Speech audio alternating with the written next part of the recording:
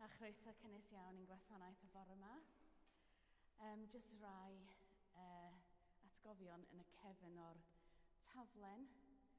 Y gwasanaeth y pnawn yma ar gyfer canoniaid ac Alex fel canon secundus ac pawb arall yn just symud seddi. Rhywbeth da ni'n neud yn yr eglwys ac wneud gwasanaeth mawr allan ohono. A just i ddau diolch yn bawb nath ddwad ddoe just i fwynhau neu helpu allan yn y te mefus. Roedd hi'n llwyddiannus iawn, dwi'n meddwl. Roedd yna lot o bobl yn dod i mewn ac yn fwynhau y lle yma, lle hyfryd. A gobeithio byddwn nhw'n dod yn ôl hefyd. Felly, da ni'n disgwyl y côr a diolch yn fawr eto am y côr sy'n parhau trwy'r haf yn helpu ni a ddolyn llawn. A dyma nhw. Felly, da ni'n troi at ein brawddeg. Duw, pwy a gaiff aros yn dy babell? Pwy a gaiff fyw yn dy fynydd sanctaidd? Yr un sy'n byw yn gywir, yn gwneud cyfiawnder ac yn dweud gwir yn ei calon.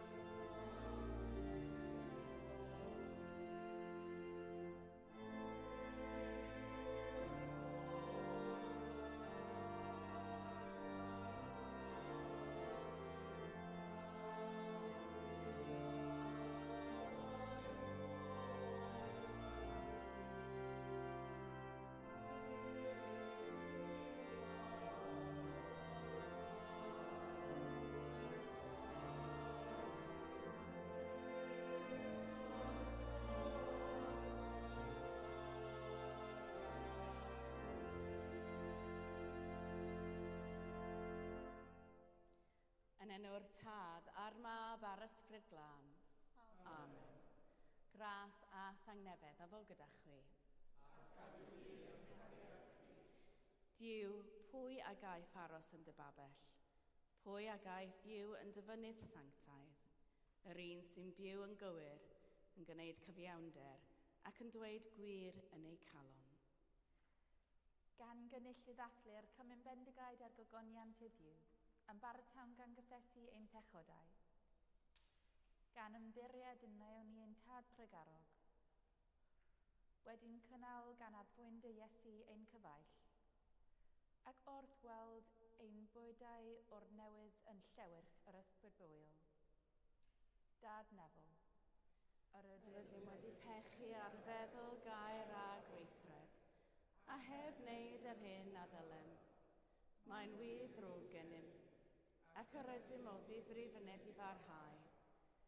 Mwyn dy fab Iesu Grist a fu farw drosom, maddeia yn i'r cwbl aeth heibio, ac arwain ni yn ei ffordd ef i gerdded fel plant y goleuni. Amen.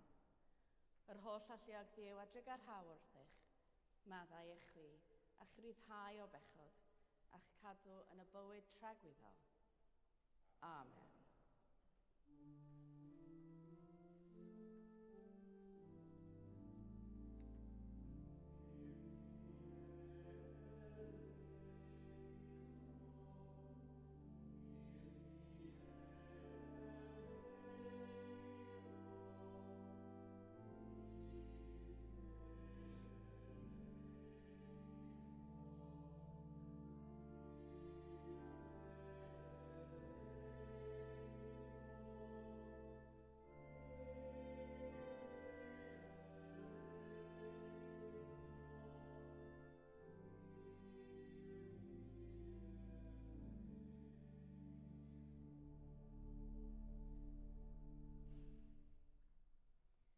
Gweddiwn.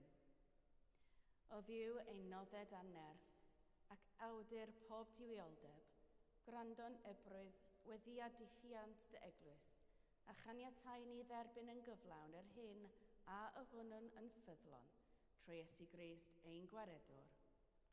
Amen.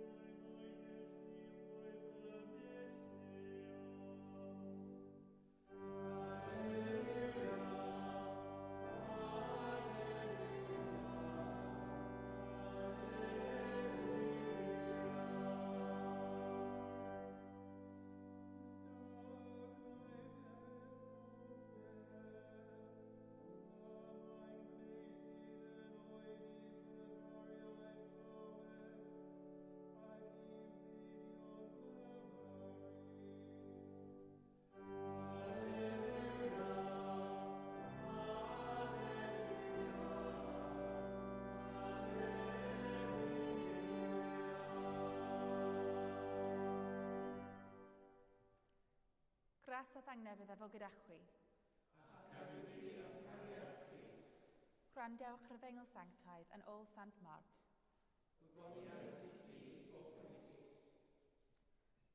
Bryd hynny, dychwelodd Iesu dachefn o gyfuniau tyrus, a daeth drwy Sidon at fôr Galilea trwy ganol bro'r Decapolis. Dygasant ato ddyn byddar oedd pryn yn gallu siarad, a cheisio ganddo roi ei law arno. Cymerodd yntai ef o'r nellti oddi wrth y dyrfa ar ei ben ei hun.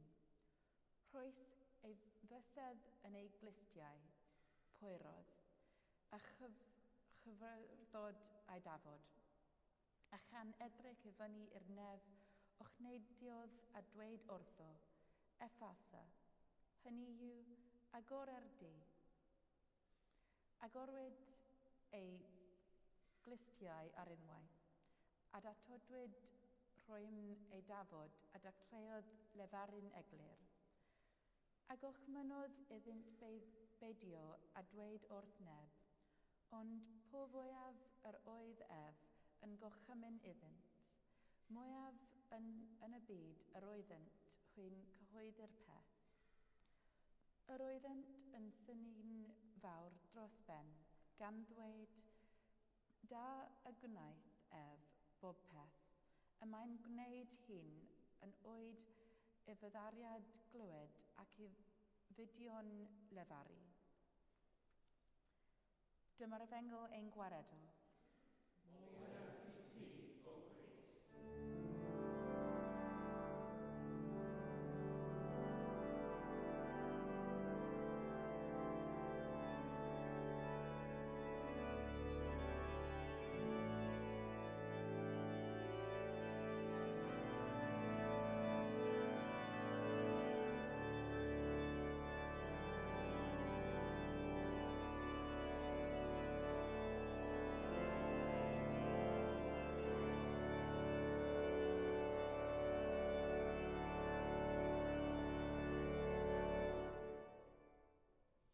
Yn enw'r Tad a'r Mab a'r Ysbryd Glân.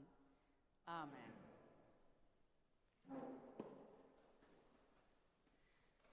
Beth ydyn ni'n ei ddisgwyl wrth weddio am iachad? Y peth cyntaf ddysges i pan ddechreuais i fy hyfforddiant nyrsio oedd diffiniad sefydliad iechyd y byd o iechyd. Os bydd eich swydd yn mynd i fod yn dychwelyd pobl i iechyd, well i chi wybod beth ydy o. Dyna oedd gwers gyntaf ein tiwtor ni. Oherwydd, yn ôl sefydliad iechyd y byd, nid jyst absenoldeb af iechyd yn unig yw iechyd, fel y byddwch chi'n ei ddisgwyl. Nid bod yn gyfforol iach yn unig yw hyn, ond mae'n gyflwr o les corfforol, meddyliol, a chymdeithasol cyflawn. Rhywbeth sy'n hawl pob person. Felly nid jyst dychwelyd pobl i iechyd corfforol oedd ein swydd fel gweithwyr gofal iechyd, ond sicrhau eu lles meddyliol a chymdeithasol hefyd, hyd yn oed i rhoi sylw i'w iechyd ysbrydol. Nid yw'n ddigon i drin canser rhywun os nad ydych chi'n yn deilio a trallod meddyliol y mae person yn mynd drwyddo ar ôl iddo gael diagnosis. Nid yw hyn yn ddigon i sicrhau bod rhywun yn iach yn gyfforol ac yn feddyliol os byddwch wedyn yn ei hanfon adref at amodau byw anaddas. Mae iechyd yn cynnwys llawer o wahanol gydrannau, ac i fod yn iach, mae angen i'r holl gydrannau hyn fod mewn cydbwysedd. Gwelais hyn drwy gydol fy nghyfnod fel nyrs. Enghraifft, pobl a oedd yn anabl mewn rhyw ffordd gan glefyd.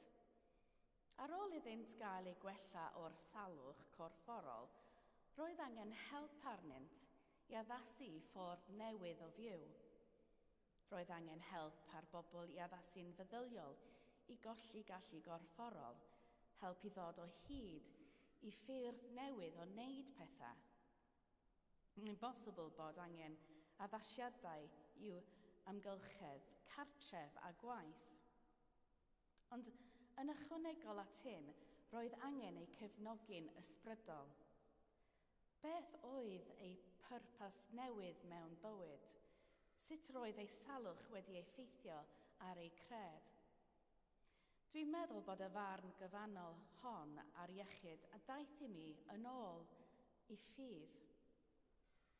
Edrychais ar storïau'r Efengyl mewn ffordd newydd. Y straeon hynny a oedd wedi ymddangos mor anghredadwy i mi fel mech yn ei harddegau. Fe nes i gydnabod sut gwnaeth Iesu iachau'r person cyfan, nid yn unig yn gorfforol, ond yn feddyliol, yn gymdeithasol ac yn ysbrydol. Ymatebodd i geisiadau, yn hytrach na gorfodi syniadau cymdeithasau o iechyd ar bobl. Yn aml, gofynodd Iesu i bobl beth roedden nhw ei eisiau ganddo. Ceisio beth oedd eu hangen arnynt i wella eu bywydau. Bod Duw yn gwybod pob angen a dymuniad, roedd Iesu'n pachu dewis pob person o sut i gael ei iachad ei hun. Mae arwyddion y hyn yn ein darlleniad heddiw. Diolch byth, nid yw bod yn fyddar y dyddiau hyn, yr un peth ag y byddai wedi bod bryd hynny. Mae'r cymunedau byddar nawr yn aml yn fywiog ac yn ymgysylltu'n dda â'r byd. Gall pobl gyfathrebu ag iaith, arwyddion a darllen gwefusa, gellu gwneud yr amgylchedd yn fwy hygych i bobl drwm eu clyw neu fyddar, a rydym yn dysgu fel cymdeithas i allu deall gwahanol alluoedd ein gilydd yn well ac addasu iddynt. Nid fyddai hyn wedi bod yn wir am y dyn y gyflwynwyd i Iesu gan ei ffrindiau. Ni fyddai wedi gallu integreiddio i gymdeithas. Dim ond iaith arwyddion elfennol iawn fyddai wedi bod i'w alluogi i gyfathrebu. Mae'r ffaith nad yw ychwaith yn gallu siarad yn awgrymu ei fod yn fwy na thebyg yn fyddar o'i enedigaeth. Heb erioed gael y cyfle i gymryd rhan yn y gweithgareddau arferol o dyfu i fyny, na chymryd rhan mewn cymdeithas fel oedolyn. Yn anffodus, efallai bod y fyddardod hefyd wedi cael ei ystyried yn gosb am bechod, gan achosi iddo a'i deulu gael eu hanwybyddu neu edrych arnynt gydag amheuaeth. Pwy a wyr yr effaith y byddai hyn wedi ei gael ar iechyd meddwl, cymdeithasol ac ysbrydol y dyn yma. Ac felly, daeth ei deulu neu ffrindiau a'r dyn at Iesu ac erfyn arno rhoi ei law arno. Yn union fel y gnaeth Iesu lawer gwaith o'r blaen gydag eraill wrth iddo ei iachau. A dyma pan fydd Iesu'n gwneud y peth mwyaf cariadus oll. Mae'n tynnu y dyn o'r neilltu, oddi wrth y dyrfa, gan rhoi preifatrwydd ac urddas iddo, ac yn ddiweddarach yn ei gysgodi rhag sŵn sydyn y dyrfa wrth i'w glistiau gael eu hagor. Dyma pryd y byddai Iesu fel arfer yn gofyn beth oedd y dyn ei eisio ganddo, ond roedd yn gwybod nad oedd yn gallu ei glywed, ac efallai na fyddai'n gallu deall symudiadau ei wefusa, ac felly roddodd ei fusedd yn ei glistiau. Pa ffordd well o ddweud ei fod yn mynd i rhoi grandawiad iddo. Pan fydd wedi gwneud hynny, mae'n pwyri ac yn cyffordd a'i dafod. Mae rhai pobl yn meddwl ei fod yn pwyri i ddynodi iachad, gan fod pwyr ei hun yn cael ei weld fel elfen iachawl. Roedd cyffordd a'i dafod yn dangos i'r dyn fod Iesu'n mynd i'w alluogi i siarad. Nid ydym yn cael gwybod, ond efallai bod Iesu wedi gwneud hyn, nid yn unig i rybyddio'r dyn beth yr oedd ar fin i wneud, ond hefyd fel ffordd o ofyn. A dyma beth rydych chi ei eisio geni. Mae Iesu'n gwybod, mwyn cyfathrebu'n effeithiol ar dyn, y bydd angen iddo defnyddio'r cyffordd a gweithgareddu yn hytrach na geiriau. Felly, edrychodd Iesu i fyny i'r nefoedd, a bydda'r dyn yn gwybod bod y cymorth hwn wedi dod nid gan unrhyw un, ond gan fab Duw ymgynadoledig, a oedd wedi dod i lawr o'r nefoedd i adfer pobl yn union fel hyn. Yn syth ar ôl i Iesu dreuthu'r geiriau effatha, a gorwyd clustiau'r dyn, a gallai siarad yn blaen. Dychmygwch y sioc o allu clywed a siarad. Ond yma, ar ei ben ei hun gyda Iesu, roedd y dyn yn ddiogel rhag llygaid busneslyd y dorf, yn ddiogel rhag sŵn cymaint o bobl. Yn y weithred hon o iachau, agorodd Iesu nid yn unig ei glistiau a'i llais, ond roedd yn caniatáu urddas iddo a'i adfer i gymdeithas. Bob wythnos, yn gwbl briodol, rydyn ni'n gweddio dros y sâl yn ein cymuned ac am ei iachad. Ond bydd yr iachad hwn yn wahanol i bawb.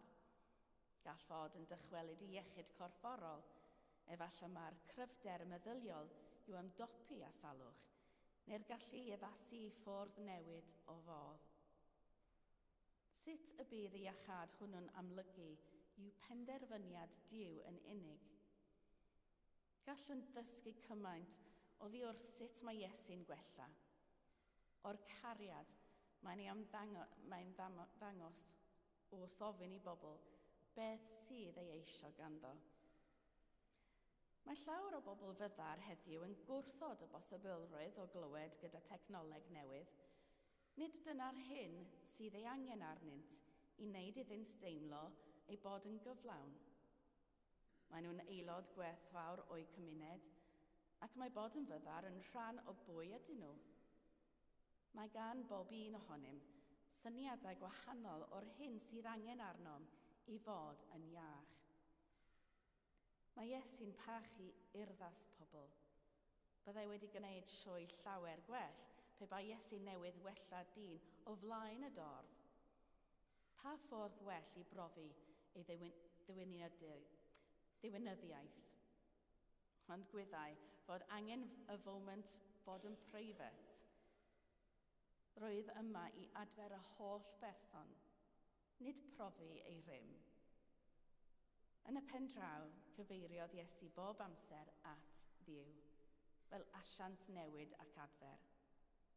Bydd eisiau gogoniant iddo ei hun. Gall iachad fod yn annisgwyl, ac efallai na fydd yn digwydd fel yr oeddem wedi gobeithio. Ond, sech hynny, gweddiwn ac yn ymddiriedwn yn niw. Amen.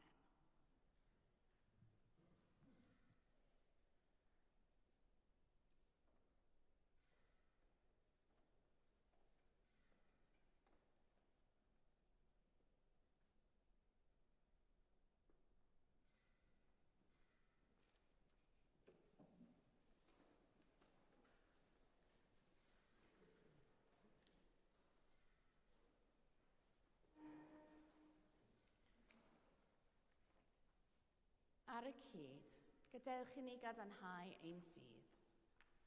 Yr wyf yn credu ac yn ymddiried yn niw dad, a greodd popeth sydd. Yr wyf yn credu ac yn ymddiried yn ei fab Iesu Grist, a brynodd ddynol rhyw. Yr wyf yn credu ac yn ymddiried yn ei ysbryd glân, sy'n rhoi bywyd i bobl ddiw. Yr wyf yn credu ac yn ymddiried yn un Duw, Dad, Mab ac Ysbryd Glân. Amen. Gyda'n holl galon a'n holl feddwl, gweddiwn ar Dduw.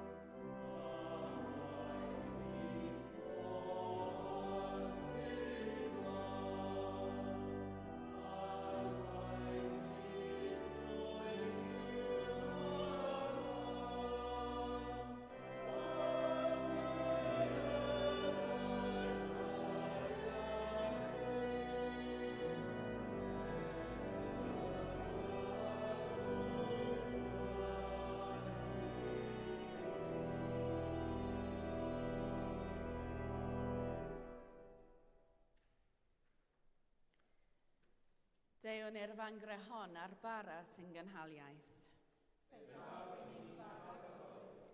Deiwn i'r fangre hon a'r gwyn sy'n mwneiddio.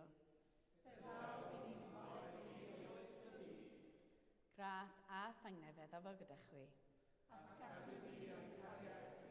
Dychefwch eich colonnau. Diolchwn i'r arglwydd ein Duw.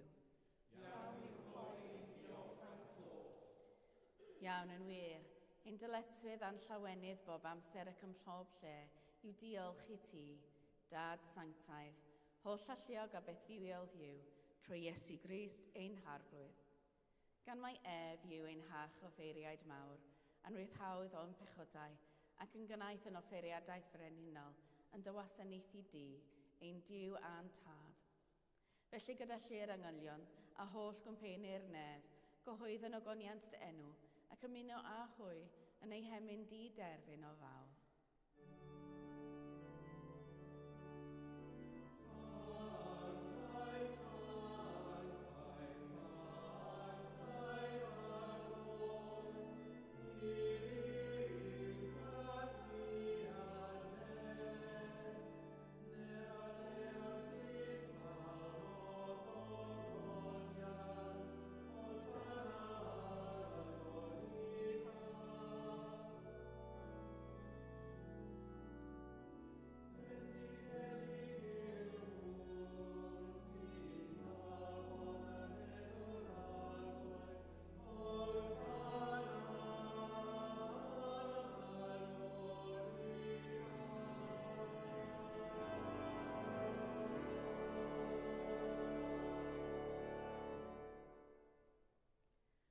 Pob moliant a diolch i ti y gwir a'r bywiol Dduw, creo'r pob peth, roddo'r bywyd. Lluniais nead a ddelo dy hun, ond yr ydym ni wedi difwyno ddel ohono, a syrthio'n bryn o ddogoniant. Roddwn ddiolch i ti, am anfon dy fab i rannu ein bywyd ni. Fe'i hildiais di farwolaeth fel y cael byd ei achub, a'i atgyfodi oddi wrth y meirw, fel y bywyd ni fyw yn ddiwedd, a cyntau yn omninau. Sancteiddia ysbryd y bara hwn a'r gwyn hwn, dy roddion i ni, fel y bont i ni yn gorff, a gwaed ein iachawdwr Iesu Grist. Y nos o Deuddegfed cymerodd fara, ac wedi rhoi diolch fe'i torodd, a'i rhoi i'w ddisgyblion gan ddweud, cymerwch, fiwtewch, hwn yw fy nghorff a rodded drosoch, gwnewch hyn cof amdanaf.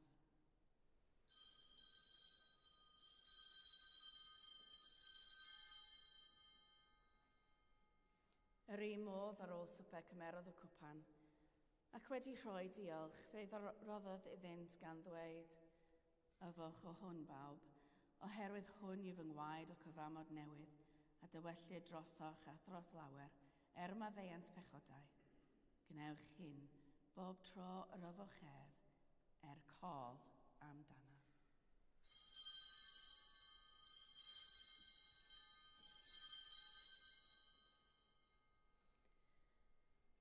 Cyhoedd yn ddirgeledd y ffydd, bu farw Crist, atgyfododd Crist, daw Crist mewn gogoniant.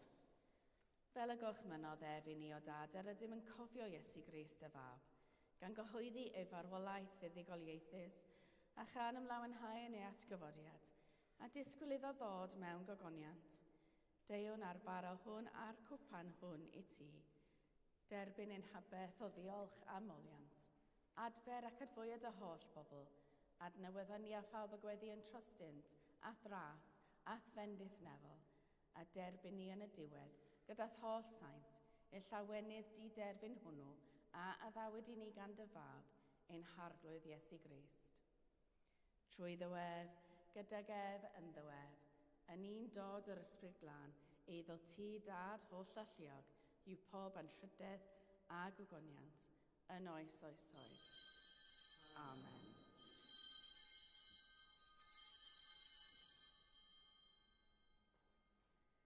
Fel y dysgodd ein iachawd o ni gweddiwn yn hyderus. Ein tad, yr hwnnwyd yn y nefoedd, sancteiddia dy enw, deled y dernas, gwneled y wyllus, megis yn y nef, felly ar y ddeiar hefyd. Dyro i ni heddiw ein bara bynyddio, a maddau i ni ein dyledion, fel y maddeuon unna ein dyledwyr, ac nac arwain ni i brofedigaeth, eithyr gwared ni rhag drwg, canis iddo ti o'r dernas, a'r gallu a'r gogoniant, yn oes oesoedd. Amen.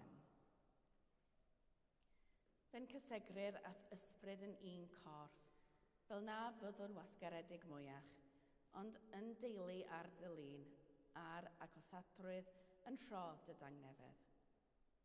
Tangnefedd y bythoddiw efo gyda chwi bob amser.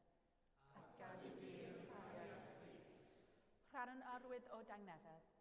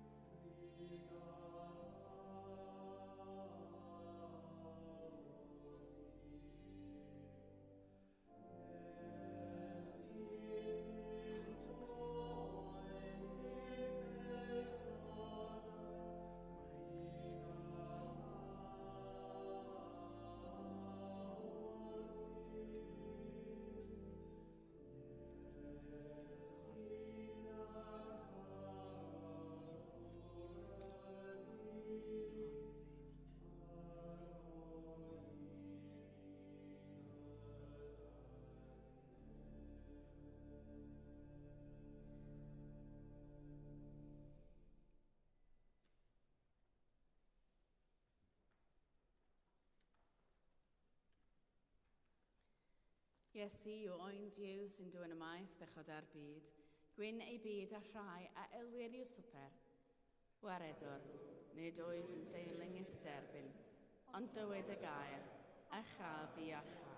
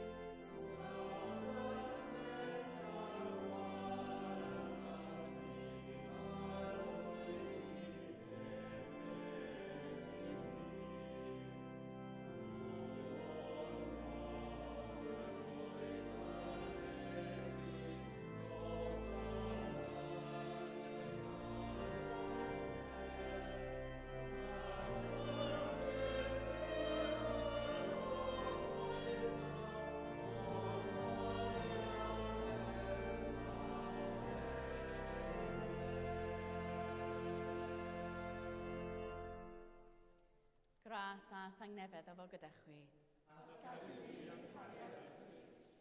Bydded i gariad Crist Iesu eich dwy'n ato ei hun. Bydded i'w rhym eich cynnal yn ei wasanaeth, a'i orfoledd lenwych calon, a bendith i'w holl alluog, y tad, y mab a'r ysbryd glân, a fwy'n eich plith, ac adrigo gyda chwi yn wastad. Amen. Awn ymaith mewn tangnefedd. Yn enw Crist. Amen.